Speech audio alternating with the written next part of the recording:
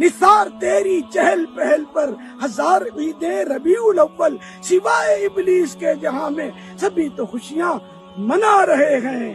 تو آپ کے مطابق امام ابو حنیفہ کیا ابلیس ہوئے؟ آپ ہمیں ابلیس کی کیٹیگری میں بھی کھڑا کرتے ہیں اور پھر کہتے ہیں جی میلاد کو منا لیں۔ یعنی ایک غریب تو بدتمیز کام آپ نہ کر رہے ہو اور جو نہیں کر رہے ان کے اوپر ٹاٹ کر رہے ہیں۔ تو یہ خبیث آپ پتہ ہے کس کس کو کہہ رہے ہیں؟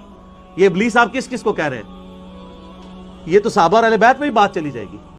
نثار تیری چہل پہل پر ہزار عیدیں ربیع الاول، سوائے ابلیس کے جہاں میں سبھی تو خوشیاں منا رہے ہیں۔ یعنی کہ جس طریقے سے یہ خوشیاں منا رہے ہیں نبی علیہ السلام کی پیدائش کی خوشی میں، جلوس نکال کر، جھنڈیاں لگا کر، روڈ بلا کر کے، ریلیاں نکال کر، جو اس طریقے سے خوشیاں نہیں مناتا وہ ابلیس ہے۔ یہ بات جہاں تک جاتی ہے نا بڑی خطرناک بات ہے۔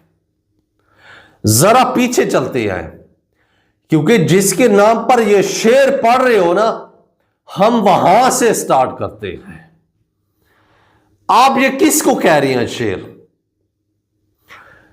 نبی علیہ السلام صلی اللہ علیہ وآلہ وسلم پیدا ہوئے، 63 سال آپ صلی اللہ علیہ وآلہ وسلم اس دنیا میں رہے، کسی صحابی نے اس طریقے سے خوشیاں نہیں منائی، تو اس کا مطلب آپ ان کو کہہ رہے ہیں۔ آپ علیہ السلام کے بعد 30 سال خلفائے راشدین رہے ابو بکر، عمر، عثمان، علی رضی اللہ تعالی عنہم اجمعین، انہوں نے بھی اس طریقے سے نبی علیہ السلام کی پیدائش کی خوشی نہیں منائی، تو آپ یہ شعر اس کو کہہ رہے ہیں۔ صحابہ کے بعد تابعین آئے، جو نبی علیہ السلام نے فرمایا سب سے بہترین زمانہ میرا، پھر میرے صحابہ کا، پھر اس کے بعد تابعین آئے جو بہترین زمانہ تھا، اس زمانے میں بھی یہ طریقہ نہیں اپنایا گیا جس طریقے سے آپ خوشیاں منا رہے ہیں۔ کیا یہ شعر آپ انہیں کہہ رہے ہیں؟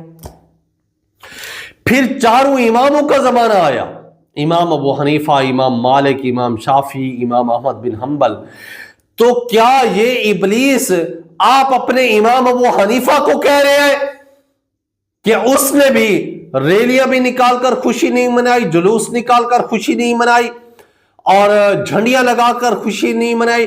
تو آپ کے مطابق امام ابو حنیفہ کیا ابلیس ہوئے؟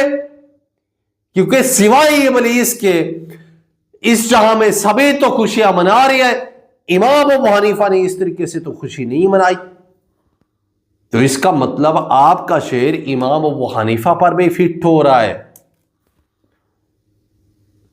یعنی کہ رسول اللہ صلی اللہ علیہ وآلہ وسلم کے دور میں صحابہ آئے، قرآن کو سمجھا، قرآن ان کے سامنے تھا، ان کے سامنے یہ آیت گزری، وہ سمجھدار زیادہ تھے، وہ سمجھ رکھتے تھے، انہوں نے ایسا کام نہیں کیا جو آپ کر رہے ہو۔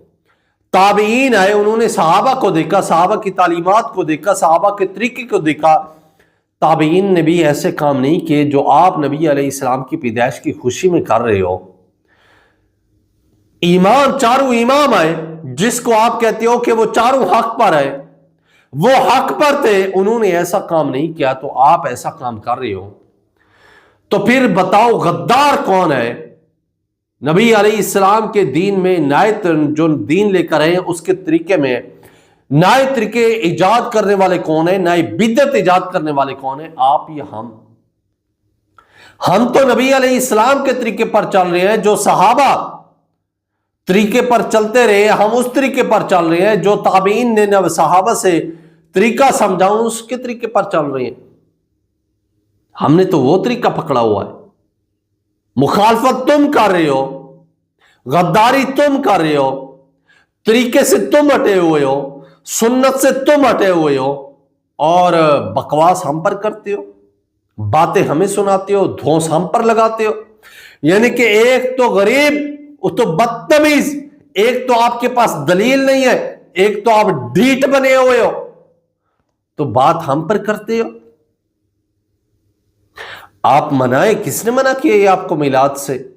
آپ ایک کنٹرول انوائرمنٹ میں بیٹھے، آپ ایک جگہ گراؤنڈ میں بیٹھے، وہاں پر کروڑوں کا مجمع لگائیں، ہم آپ کے ساتھ ہیں، میلاد منائیں، قرآن پڑھیں، نبی علیہ السلام کی سیرت بیان کریں، معجزات بیان کریں، نبی علیہ السلام کی زندگی کا دور ڈسکس کریں، غزوات ڈسکس کریں، جو نبی علیہ السلام پر مشکلات آئی ہیں وہ ڈسکس کریں۔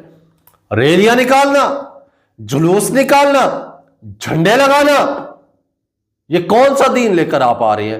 نبی علیہ السلام کا دین نہیں تھا، صحابہ کا طریقہ نہیں تھا، تابعین کا طریقہ نہیں تھا، تمہارے باپ امام ابو حنیفہ جو روحانی باپ ہے اس کا بھی طریقہ نہیں تھا، تو آپ کس کے طریقے پر چل رہے ہو؟